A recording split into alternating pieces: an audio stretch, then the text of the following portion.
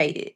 So now I understand that when she was talking to him, she seemed very welcoming, And Yeah. when she offered him the ice cream and he didn't take it, she became agitated and she smushed. And he said after that, everything went kind of dark. And, when he woke up, pretty much he was in the hospital.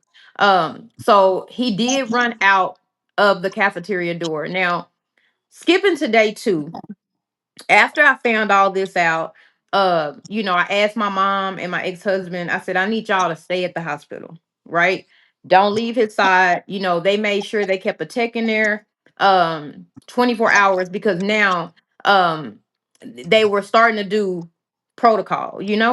Um, so when I stayed majority of the night and I came home because I was like, I need to make sure I'm at the school first thing in the morning.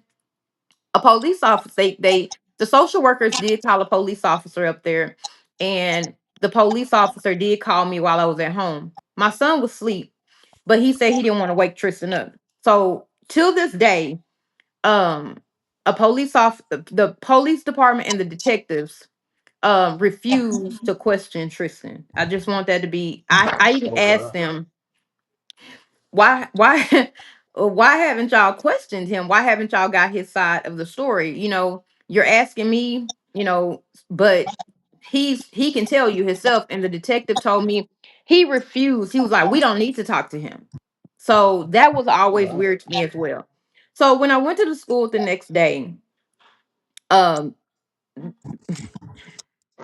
I met the principal for the first time. And when I walked in, the first thing she said, hey, I got Tristan's backpack. Let me get it for you. She didn't say, how is your son? Whatever happened to him? Was he found? Okay, because she didn't know yet, right? It was nothing like that. It was, oh, let me get his backpack and give it to you. And I said, well, wait. When she went and got the backpack, she came back. I said, wait a minute. I said, one, my son is in ICU, right? I said, he also had a acetone was found in his system. My son was found unconscious on a doorstep, right? So I said, but you are the missing piece to the puzzle because you told an officer that my son backpack fell off and he kept walking.